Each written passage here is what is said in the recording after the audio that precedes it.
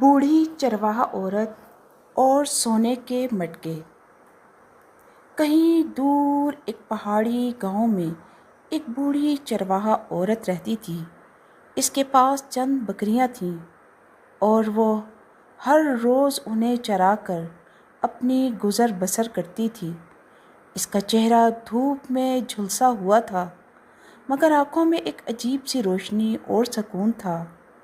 ایک دن وہ اپنی بکریوں کو چرا کر واپس لوٹ رہی تھی۔ سورج پہاڑوں کے پیچھے چھپنے لگا تھا اور تنگ پتھریلے راستوں پر سائے لمبے ہو رہے تھے۔ بوڑھی عورت اپنے مضبوط لکڑی کے ڈنڈے پر سہارا لے کر آہستہ آہستہ چل رہی تھی۔ اچانک ایک جگہ اس کا پاؤں پھسلا اور وہ ایک چھوٹے سے گڑھے میں جا گری۔ جب وہ سنبھل کر اٹھی تو اس کی نظر گڑھے میں کچھ چمکتی ہوئی چیزوں پر پڑی۔ اس نے قریب جا کر دیکھا تو وہاں دو بڑے مٹکے بھرے ہوئے تھے اور وہ مٹکے سونے کے سکوں سے لبریز تھے۔ بوڑھی عورت حیران رہ گئی۔ اس نے دونوں ہاتھوں سے کچھ سکے اٹھائے، ان کی چمک دیکھی اور پھر آسمان کی طرف دیکھا۔ یا اللہ، یہ کیا آزمائش ہے یا انعام، اس نے سوچا۔ چند لمحوں تک وہ وہیں بیٹھی سوچتی رہی۔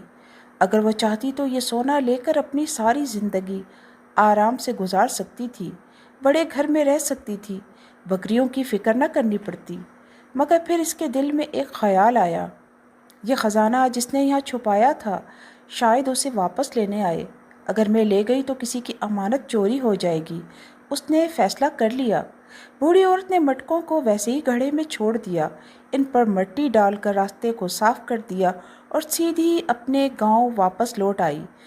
گاؤں آ کر اس نے اللہ کا شکر ادا کیا کہ اسے اس آزمائش میں کامیابی دی۔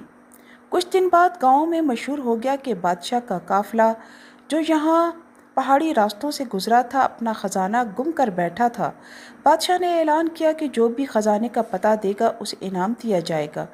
بوڑھی عورت نے جا کر سچائی سے سارا واقعہ بادشاہ کو سنا دیا۔ بادشاہ اس کی ایمانداری سے بہت متاثر ہوا۔ اس نے بوڑھی عورت کو اتنا انعام دیا کہ وہ باقی زندگی عزت اور خوشحالی سے گزار سکتی تھی۔ مگر سب سے بڑی دولت جو اسے ملی وہ تھی دل کا سکون اور ایمانداری کی خوشبو۔ کہانی کا سبق: ایمانداری کبھی ضائع نہیں ہوتی۔